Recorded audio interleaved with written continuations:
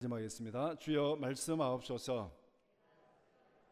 말씀대로 직행하는 우리 모두가 되기를 축복합니다. 오늘 로마서 5장 6절에서 11절을 함께 읽었습니다. 오늘 말씀의 결론이 이것입니다. 11절 후반부, 주 예수 그리스도로 말미암아 하나님 안에서 또한 즐거워하느니라.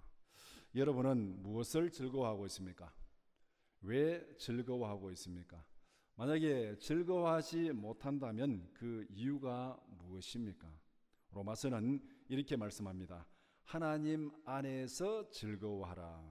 그리스도로 말미암아 하나님 안에서 즐거워하라고 말씀합니다. 왜 그리스도를 인하여 하나님 안에서 즐거워해야 됩니까? 오늘 말씀을 통해서 그 이유를 함께 살펴보고자 합니다. 그리스도로 말미암아 하나님 안에서 즐거워하라 이렇게 말씀하셨는데, 왜 우리가 그리스도로 말미암아 하나님 안에서 즐거워해야 되는가? 로마서 5장 6절에서 11절을 두 부분으로 나누어서 함께 살펴보고자 합니다. 첫 번째는 예수 그리스도의 죽으심 6절에서 8절, 두 번째는 우리가 누리는 은혜 9절에서 11절 말씀입니다. 첫 번째, 예수 그리스도의 죽으심입니다. 그리스도께서 무엇 때문에 누구를 위하여 죽으셨습니까? 6절 말씀 보면은 결론은 예수 그리스도께서 죽으셨다 그렇게 말씀합니다. 예수께서 죽으셨다. 왜 그리스도께서 죽으셨습니까? 죽었다면은 왜 죽었는가? 그게 중요하잖아요. 보면은 기약대로, 이렇게 기약대로 죽었다 그렇게 말씀하는데, 기약대로라는 것은 약속하신 대로 약속의 때에 죽었다는 뜻입니다. 기약하신 대로 죽으셨다. 약속하신 대로 약속하신 때에 죽으셨다. 그러면은 하나님께서 무엇을 약속하셨습니까? 약속하신 대로 약속하신 때에 죽으셨다니까, 그럼 하나님이 뭐를 약속했는가? 이사야 7장 14절 말씀 함께 보겠습니다. 그러므로 주께서 친히 징조를 너희에게 주실 것이라. 보라, 처녀가 잉타하여 아들을 낳을 것이요 그의 이름을 임마누엘이라 하리라. 처녀가 잉타하여 아들을 낳을 것이고 그 이름을 임마누엘이라 하리라. 우리가 마태복음 1장에 보면은 이 예수 그리스도의 탄생을 이 말씀에 근거해서 하나님이 약속하신 대로 예수님의 탄생을 예언하셨고 약속하셨습니다. 이사야 53장 4절 말씀 같이 보겠습니다. 그는 실로 우리의 질고를 지고 우리의 슬픔을 당하였거늘 우리는 생각하기를 그는 징벌을 받아 하나님께 맞으며 고난을 당한다 하였노라. 그리스도가 약속하신 대로 태어났고, 그리스도가 하나님께서 약속하신 대로 죽으셨습니다. 예수님은 하나님의 약속대로 임마누엘로 오셔서 약속하신 대로 우리의 질고를 지고 그렇게 죽었다. 하나님이 그렇게 약속했습니다. 그러니까 예수 그리스도는 기약하신 대로, 기약대로 하나님이 약속하신 대로 약속하신 때에 약속하신 방법으로 그렇게 죽으셨다 그렇게 말씀합니다. 그러면은 예수께서 누구를 위해서 죽으셨습니까? 왜 죽었습니까? 기약대로 죽었습니다. 누구를 위해서 죽었습니까? 6절에 우리가 아직 연약할 때 경건하지 않은 자를 위해서 죽으셨다. 누구를 위해서 죽으셨는가? 연약할 때 경건하지 않은 자. 여기서 연약할 때라는 것은 우리가 자격이 없을 때, 전혀 소망이 없을 때 이 말입니다. 연약할 때, 자격이 없고 전혀 소망이 없을 때. 우리가 어떤 일을 할 때 자격이 있잖아요. 백신을 맞으려고 그러면 75세 이상 아니면 65세 이상 그 나름대로 신청하려면 자격이 다 있잖아요.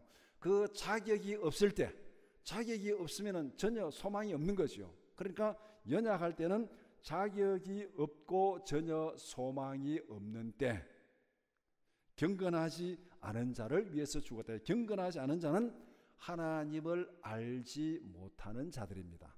하나님을 알지도 못하고 하나님을 예배하지도 아니하고 하나님을 경외하지도 아니하고, 이것을 한마디로 말하면 죄인입니다. 죄인은 누가 죄인인가? 하나님을 무시하고 하나님을 떠나서 하나님을 경외하지 않는 자들이 죄인입니다.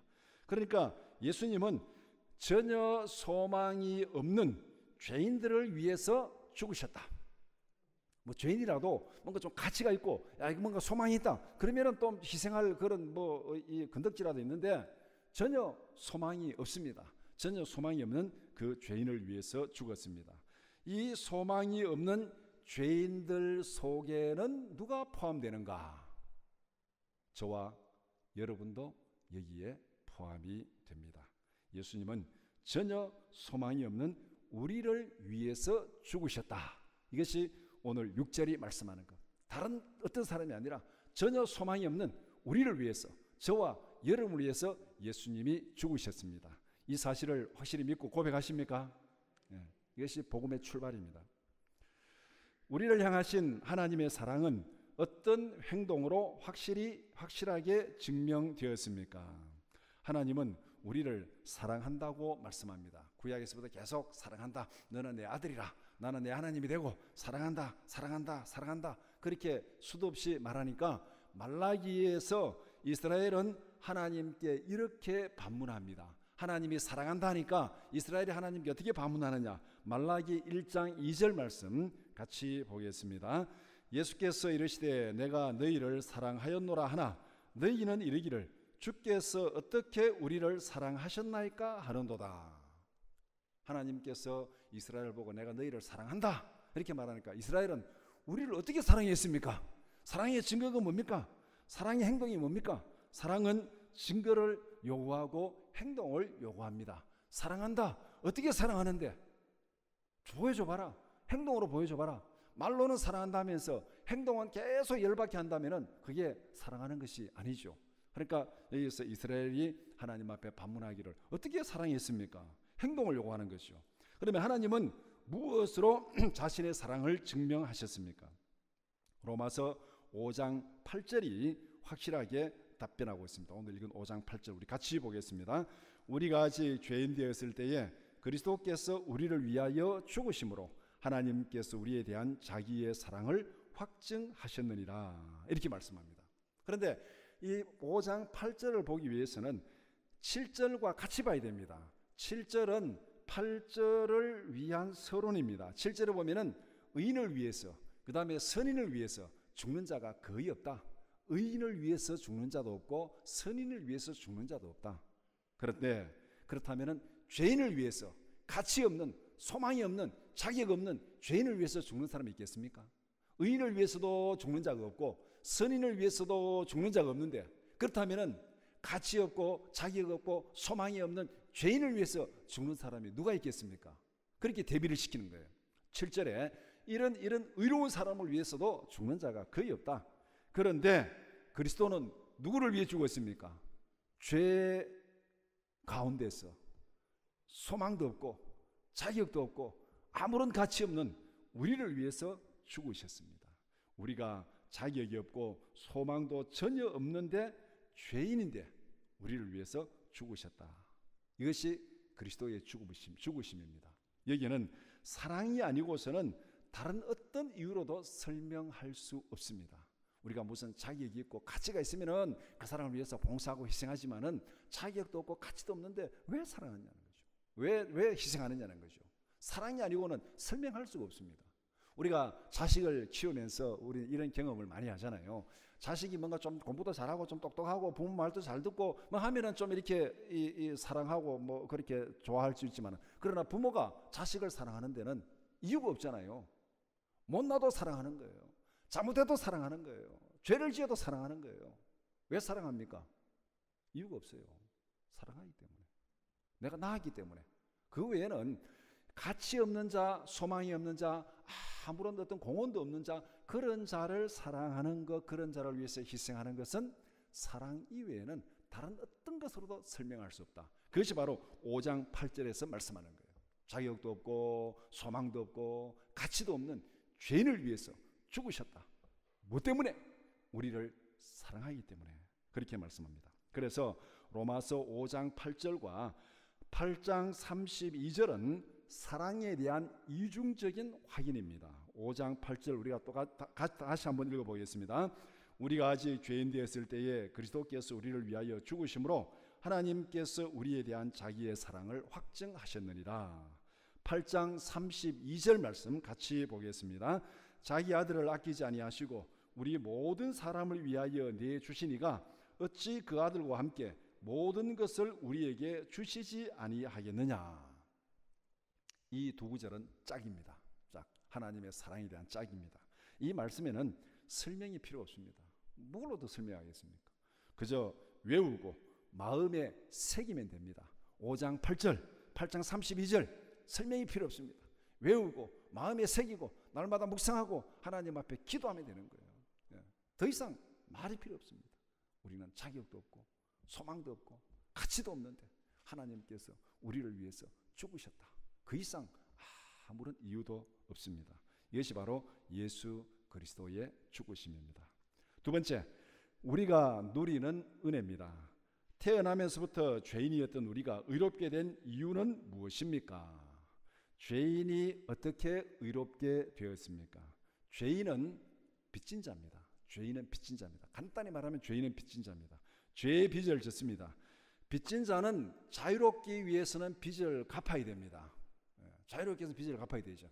빚진 자는 항상 이게 채권자에게 시달리게 되는 거죠.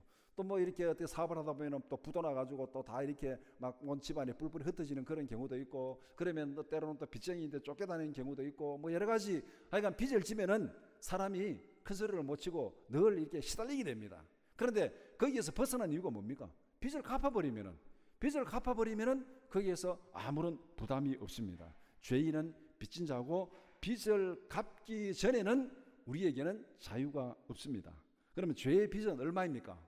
빚을 갚으려면 얼마인지를 알아야 되는 거죠. 내가 빚진 자인데 그러면 죄의 빚이 얼마냐? 갚아야 자유로운데 빚이 얼마냐? 죄의 빚을 한번 계산해 봅시다. 로마서 6장 23절 말씀 같이 보겠습니다. 죄의 삭선 사망이요 하나님의 은사는 그리스도 예수 우리 주 안에 있는 영생이니라. 죄의 값은 뭐라 그랬습니까? 사망이다. 사형이다. 죄의 값은 사형이다. 내가 죄의 값을 지불하고 자유롭게 되려고 하는데 죄의 값은 사형입니다. 죽어버리면은 끝. 뭐 자유고 뭐고 없잖아요. 그러니까 이게 지금 내 혼자서는 갚을 수도 없고 안 갚을 수도 없고 계속 죄에서 시달린 이유가 바로 여기 있는 거예요. 갚을 수도 없고 안 갚을 수도 없고, 갚자니 죽는 것이고 안 갚자니 시달리는 것이고, 이게 바로 죄의 종입니다. 죄의 값은 죽음입니다. 사형입니다. 죄의 빚을 갚으려면 생명을 내놓아야 됩니다. 생명을 내놓아야 되는 것, 이것이 성경에서 정하는 죄의 빚을 갚는 방법입니다. 히브리서 9장 22절 말씀 같이 보겠습니다. 율법을 따라 그의 모든 물건이 피로서 정결하게 되나니 피 흘림이 없은즉 사함이 없느니라. 이 레위기에 보면은 피는 생명과 하나라 그렇게 말하고 있습니다. 거기에 근거해서 레위기의 제사 제도를 많이 이렇게 설명하면서 이 양의 속죄제 뭐 하면서 피 흘림으로 죄 사함 받는 거. 피 흘림이 없은즉 사함이 없느니라. 피 흘림은 죽음을 의미합니다. 성경에서 특별히 레위기에서 피와 생명은 하나라 그렇게 얘기하고 있습니다. 그러니까 죄의 값은 사형입니다. 앞에서 말한 대로 죄의 삭은 사망이라. 그런데 피 흘림이 없이는 사함이 없다. 죽지 않고서는 죄 사함을 받을 방법이 없다. 그러면은 누가 우리의 죄값을 갚기 위해서 대신 죽었습니까? 내가 죽지 않고 내가 살기 위해서는 누군가 대신 죽어야 되는 거예요. 내 죄값을 대신해서 갚아야 되는 거죠. 우리가 빚을 졌는데 내가 돈을 벌어가지고 갚을 수도 있고, 또 다른 사람이 불쌍히 여기사 내 대신 갚아줄게 하고 갚아줄 수도 있잖아요. 뭐 부모가 갚든지 뭐 형제가 갚든지 아니면 누가 지나가던 사람이 갚든지 어쨌든 갚으면 되는 거예요. 빚은 갚으면 되는 거예요. 내가 갚든지 다른 사람이 대신 갚든지 갚으면 되는 거예요. 죄의 값도 마찬가지입니다. 죄의 값은 사망인데 내가 갚을 수 없으니까 누군가 나를 대신해서 갚아주면 되는데 누가 우리의 죄값을 갚기 위해서 대신 죽었습니까? 오늘 본문에 그리스도께서 생명을 내놓았다 그렇게 말씀합니다. 예수님이 대신 죽었습니다. 예수 그리스도의 피로서 우리의 죄값을 지불했습니다. 예수 그리스도의 피로서 우리는 죄사함 받고 의롭게 되었습니다. 예수께서 우리 대신 죽음으로써 우리는 의롭게 되었습니다. 우리가 어떻게 죄인인 우리가 어떻게 의롭게 되었습니까? 예수님이 내 죄를 대신해서 죽으심으로 죄값을 대신 지불하심으로 우리는 죄의 빚에서 다 탕감받고 자유자가 되었다. 의인이 되었다. 넌 더 이상 빚진 자가 아니다. 이제는 자유자다. 이제는 의인이다. 그렇게 선언하셨습니다. 하나님과 원수가 된 죄인이 어떻게 하나님과 화목하게 되었습니까? 인간이 죄를 범함으로 하나님과 원수가 되었습니다. 하나님의 명령을 어겼으니까.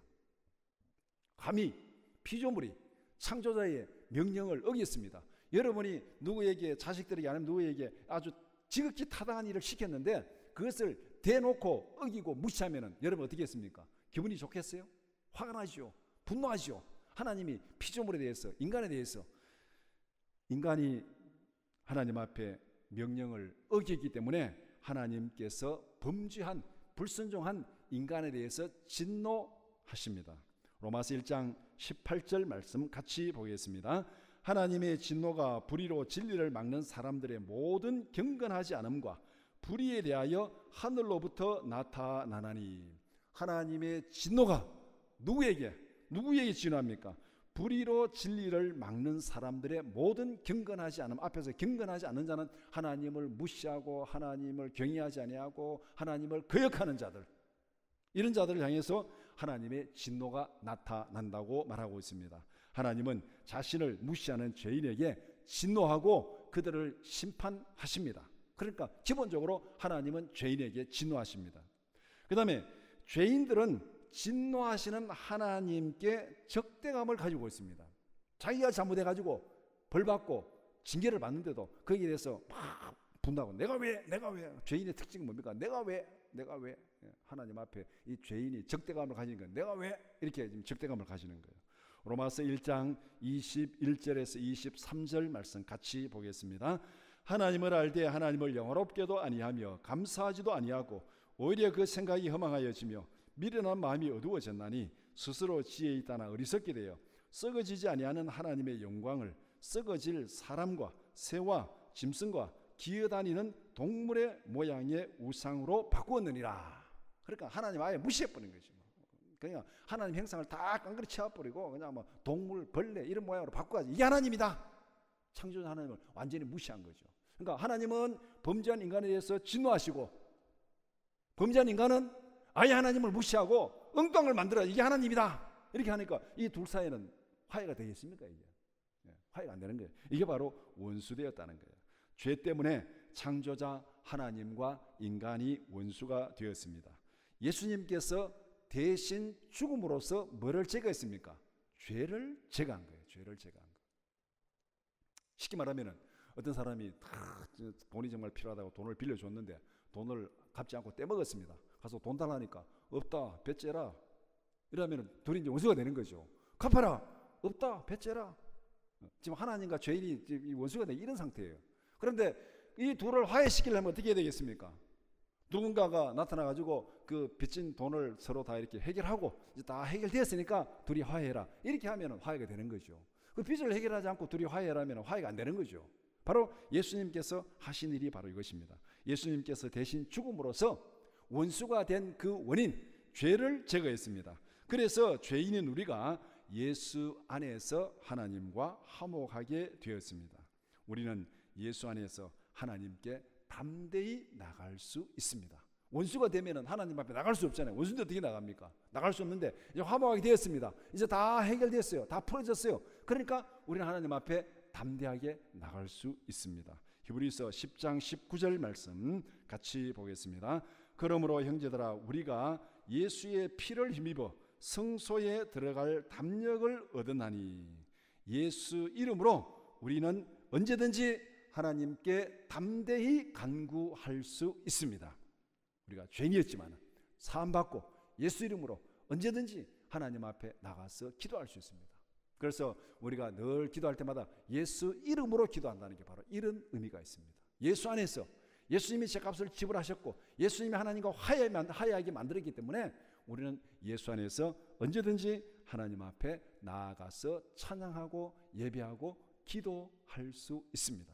주님께서 생명으로 피로써 열어놓은 이 길을 우리가 가지 않고 무시한다면 세상에 배은망덕도 이런 배은망덕이 없습니다.